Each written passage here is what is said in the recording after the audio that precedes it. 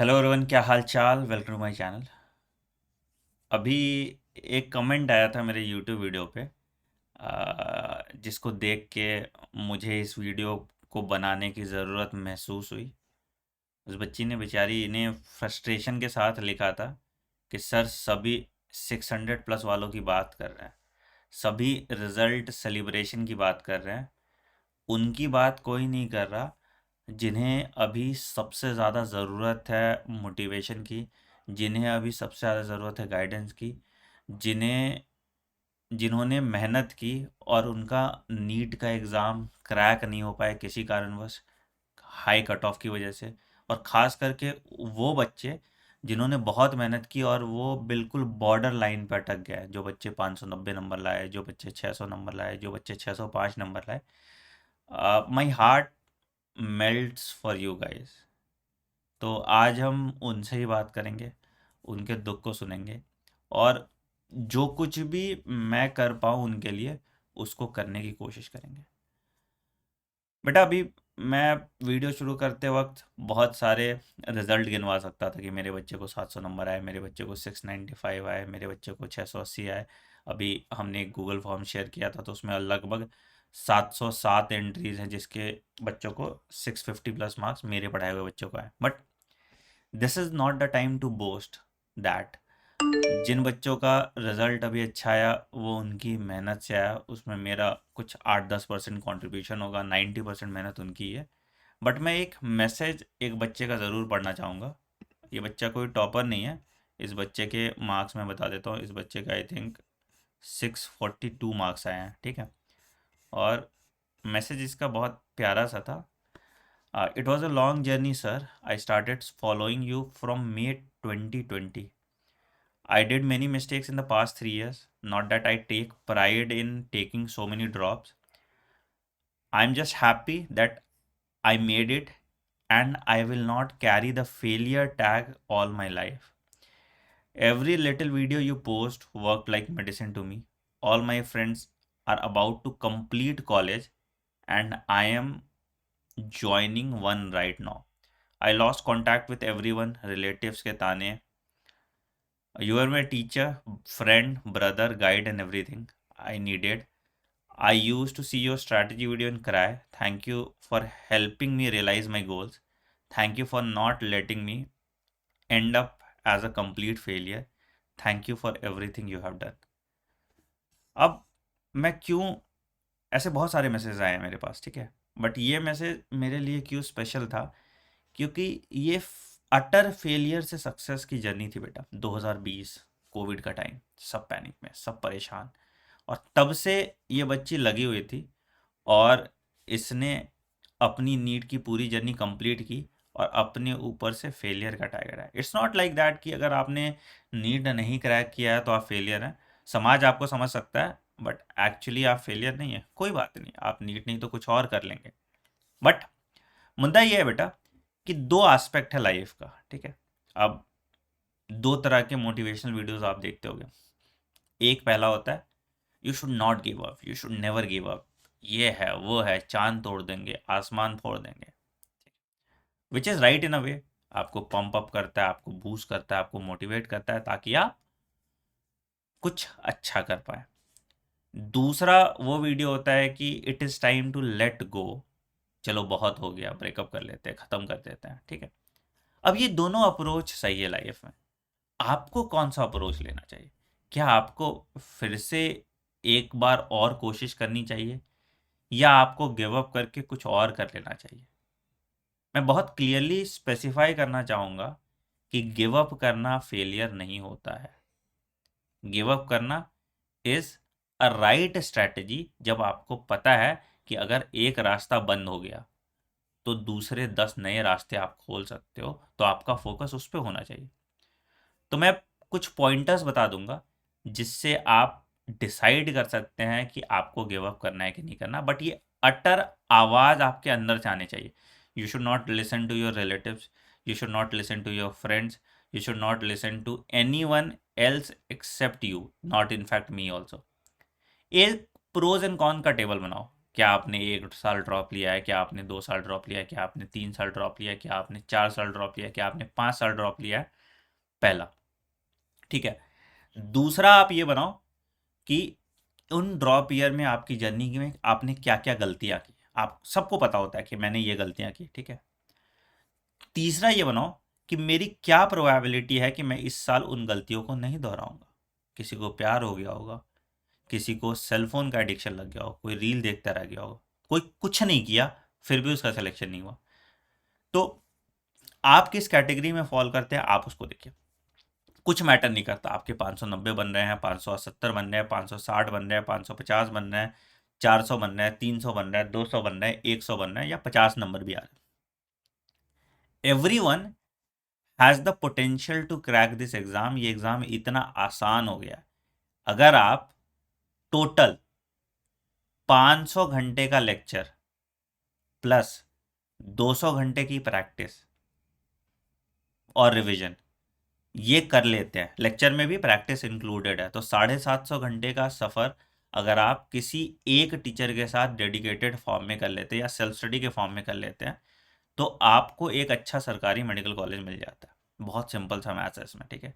दिक्कत कहाँ आती है? दिक्कत का आती है डेडिकेशन की, और उससे भी बड़ी दिक्कत आती है कंसिस्टेंसी की। ज़्यादातर बच्चे जो नीट की जर्नी में मैंने देखा है, वो क्या होगा कि वो पहली क्लास में बहुत इंथुजियास्टिक रहेंगे और 1 वीक के बाद उनका इंथुजियाज्म खत्म हो जाता है। तो वो कंसिस्टेंसी मिसिंग है, चाहे आप ऑनलाइन देखो चाहे आप ऑफलाइन देखो। सेम चीज़ मैंने देखा है, पहली क्लास में आपके 1000 बच्चे, 2000 बच्चे, 3000 बच्चे रहेंगे। दूसरी क्लास से वो बच्चे सीधे 500 हो जाते हैं, तीसरी क्लास से 300 हो जाते हैं, फिर वो नई कोर्स की तरफ ढूंढते हैं, फिर वो क्रैश कोर्स पे पहुंचेंगे, फिर वो 30 दिन के स्टडी प्लान पे पहुंचेंगे, फिर वो 10 दिन के स्टडी प्लान पे पहुंचेंगे, और फिर उनका सिलेक्शन नहीं होता। तो अगर आपने भी ये गलती की है तो बेटा इन गलतियों से सीखिए। आपका सिलेक्शन तभी होगा जब आप एग्ज़ाम के एटलीस्ट 3 से 4 महीने पहले अपना सिलेबस कंप्लीट कर लेंगे और 3-4 महीने में कम से कम 4 से 5 बार रिवाइज करेंगे। This is a high scoring exam. एक एक नंबर से आपका सिलेक्शन छूट जाता है। आप देखो कि जिस बच्चे के 710 नंबर आए, उसको प्रोबेबिलिटी है जल्दी मिलने का, उसको प्रोबेबिलिटी है जल्दी नहीं मिलने का भी, तो उसके भी अलग दुख है अपने जीवन के, है ना। कि नंबर वो सेम लाया, बट वो सिर्फ एक नंबर की वजह से एम्स दिल्ली में नहीं पढ़ पाएगा। तो ये दुख सोचो कितना बड़ा होगा। ये दुख उसको 5 साल कैरी करना पड़ेगा। तो सबको, सबके अपने लाइफ के मिजरीज हैं, सबके अपने दुख हैं, सबको अपना दुख बहुत बड़ा लगता है, बट आपको उन गलतियों से सीखना पड़ेगा, आपको उनको रेक्टिफाई करना पड़ेगा। बड़ा एक सिंपल सा वो है, सेइंग है कुंफू पांडे का, ठीक है। हम बहुत ज़्यादा प्लान करते हैं, वो नहीं करना आपको प्लान, ठीक है। हम 1 ईयर स्टडी प्लान बनाते हैं, हम 2 ईयर स्टडी प्लान बनाते हैं, 3 ईयर स्टडी प्लान बनाते हैं, 6 मंथ बनाते हैं, 3 मंथ बनाते हैं, 2 मंथ बनाते हैं, 1 मंथ बनाते हैं, और फिर खुश हो जाते हैं। कुंफू पांडा में बोला था यस्टरडे इज हिस्ट्री। तो आपका जो नीट का रिजल्ट था वो हिस्ट्री है, उसको भूल जाइए। कुछ दिन पेरेंट्स ताना मारेंगे, मत सुनो। Tomorrow is a mystery. कल क्या होगा आपको नहीं पता है, आपने बहुत मेहनत की, हो सकता है एग्जाम के दिन आपका हाथ टूट जाए, या आपको एग्जाम सेंटर पे किसी कारण से एग्जाम देने नहीं दिया जाए। तो आप एंटिसिपेट नहीं कर सकते आपका एग्जाम कैसा जाएगा। आप एंटिसिपेट नहीं कर सकते नीट 2024 का एग्जाम टफ होगा, इजी होगा, मीडियम साइज होगा, 20 लाख बच्चे आएंगे, 30 लाख बच्चे आएंगे, आप नहीं एंटिसिपेट कर सकते। तो tomorrow is a mystery, today is what we have, that's why it's called present. तो आज को एम्ब्रेस करो, एक दिन का टारगेट रखो, आज का दिन मैं अपना प्रोडक्टिव बनाऊंगा, एंड इस टारगेट को लेके चलो। सिर्फ एक दिन का सोचो, 1 डे एट ए टाइम, ठीक है।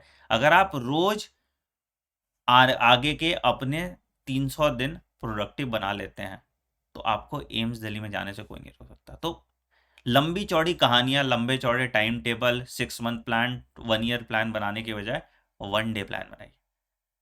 कुछ सीखेंगे आप। एक दिन में मैंने एक कॉन्सेप्ट कंप्लीट किया, मतलब मेरे 4 नंबर ऑटोमेटिकली बढ़ गए। तो ये मत देखो कि 700 नंबर आपके कैसे बढ़ेंगे, ये देखो कि रोज के 4 नंबर आपके कैसे बढ़ेंगे। जब आप ये प्लान और ये डेडिकेशन के साथ काम करने लगोगे, तो फिर आप सक्सेसफुल होने लगोगे। बहुत सिंपल सा मैथ्स है ना। अब तुम प्लान करोगे, नहीं आज मैं रूटीन बना लेता हूँ, मैं कल से पढ़ना स्टार्ट करूँ। कल किसका इंतजार कर रहा है बेटा, आज से करो ना। तुम अभी रिजल्ट का इंतजार कर रहे थे, तुम्हें पता था तुम्हारा सिलेक्शन नहीं होना है, फिर भी तुमने 1 महीना वेस्ट किया ना। अब जाके जागे हो, तुम्हें तो पता था तुम्हारा रिजल्ट OMR आ गया था, आंसर की आ गया था, बट अब आप जाके जागे हैं।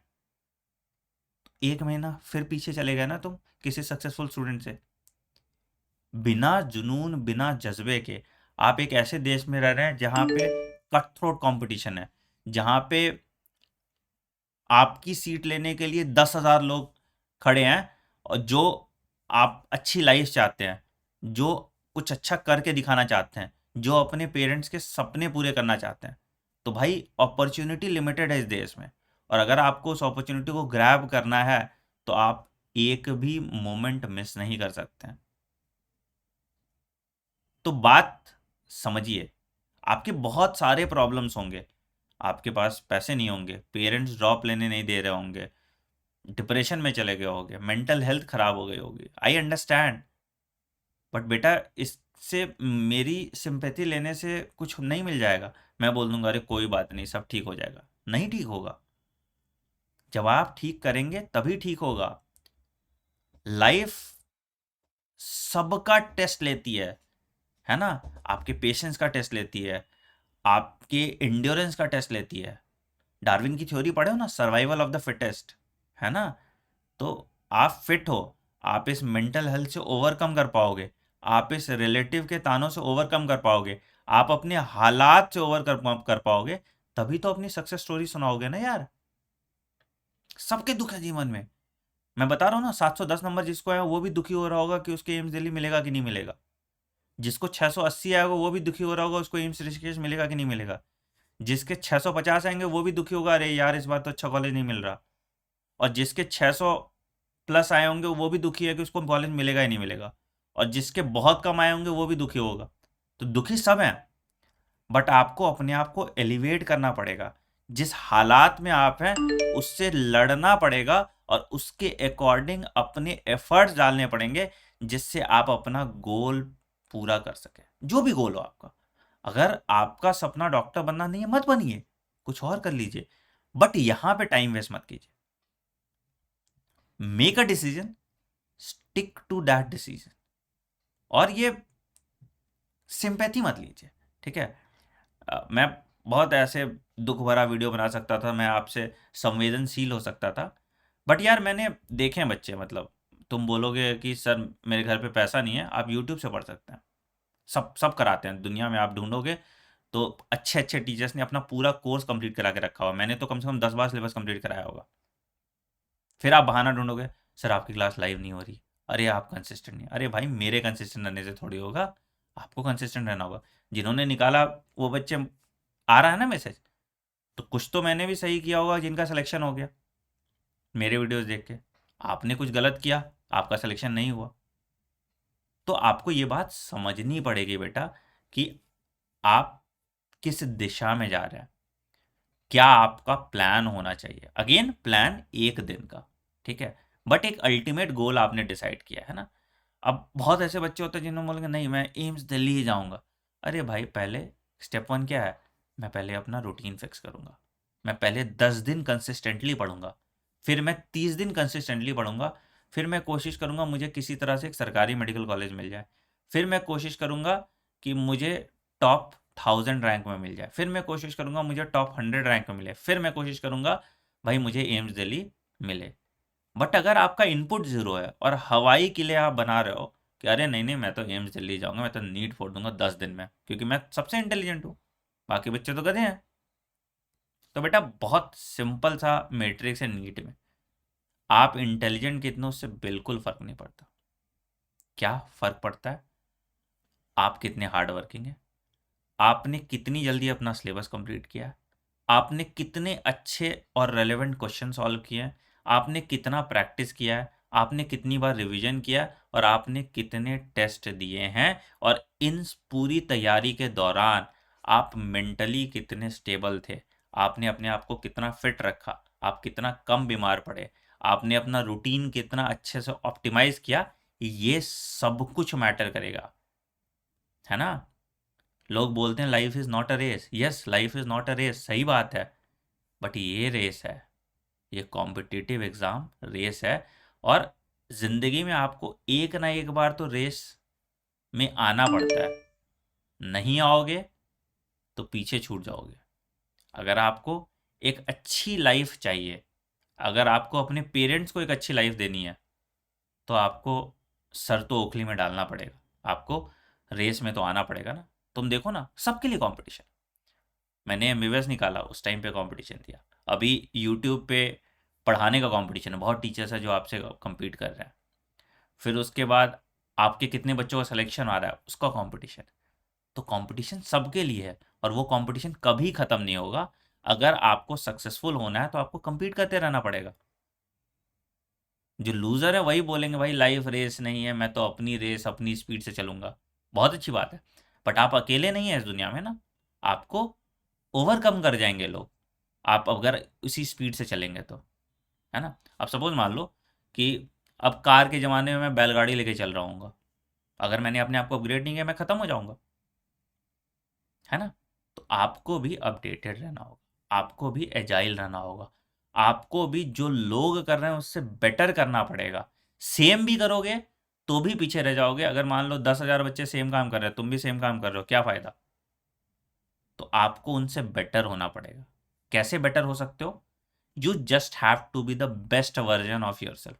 अगर आप अपने नज़र में आपको लगता है कि आप सबसे अच्छा कर रहे हैं, तो आप एक्चुअली में अच्छा कर रहे हैं, बट सच सच में ऑनेस्ट रियलाइजेशन आपको होना चाहिए।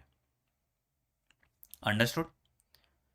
मैं अपनी बात सिर्फ एक कोट के साथ ख़त्म करूँगा।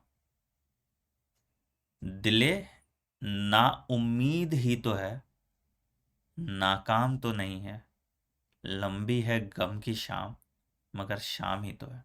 ठीक है? तो ये शाम ढल जाएगा, एक फेज़ है, ये ढल जाएगा। और मैं उम्मीद करता हूँ अगले साल आपका भी ऐसे ही मैसेज आएगा कि सर ये मेरी जर्नी थी, और मैं खुशी खुशी उसी मैसेज को पढ़ के सुनाऊंगा। देखो, एक टॉपर बच्चा टॉप करता है, अच्छी बात है, बहुत अच्छी बात है, deserves to be top. But कोई बच्चा जिसने अपनी तकदीर बदल दी, पलट के रख दी, वो सक्सेस स्टोरी एक्चुअली इंस्पायरिंग होती है ना? अर्श से फर्श, क्या होता है, फर्श से अर्श तक, है ना? तो वो स्टोरीज एक्चुअली इंस्पायरिंग होती है। On that note I am ending this video. मेरी जो भी मदद चाहिए आपको, आप खुले दिल से मैसेज कीजिए। I am dedicated to you, क्योंकि बेटा देखो, मेरी रोजी रोटी तुमसे ही चलती है, ठीक है? प्लस ये जो मेंटल सेटिस्फैक्शन है, ये जो जॉब की सेटिस्फैक्शन है, वो तभी आती है जब आपका कुछ भला होता है। तो मैं बैठा हूँ यहाँ पे आपके लिए। जो भी समस्या है, जो भी प्रॉब्लम है, जेन्युइन प्रॉब्लम, ठीक है, उस पे बात कीजिए। अब ये स्टडी प्लान, क्या एनसीईआरटी सफिशिएंट है, क्या नीट का पेपर टफ इजी, ये यार यूट्यूब के लिए हमें बनाना पड़ता है। बट आपको ज़रूरत नहीं है, आपको बस इतना ज़रूरत है, मैं अपने आज का दिन प्रोडक्टिव कैसे करूँ। ठीक है? जब भी आप ये वीडियो देखें, कमेंट सेक्शन में ज़रूर बताइएगा कि आपने क्या अपना एटलीस्ट एक दिन भी प्रोडक्टिव बनाया उसके बाद। On that note I am ending this video. Just promise me that you will make every single day count. कोई बहाना नहीं, कोई दिवाली नहीं, कोई राखी नहीं, कोई घूमना नहीं।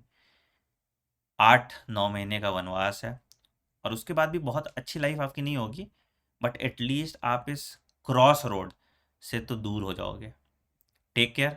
वीडियो पसंद आए तो वीडियो को ज़रूर शेयर कीजिएगा अपने दोस्तों के साथ। आई होप उनको भी इससे कुछ प्रेरणा मिले। Take care, bye bye and have a great day. Thank you.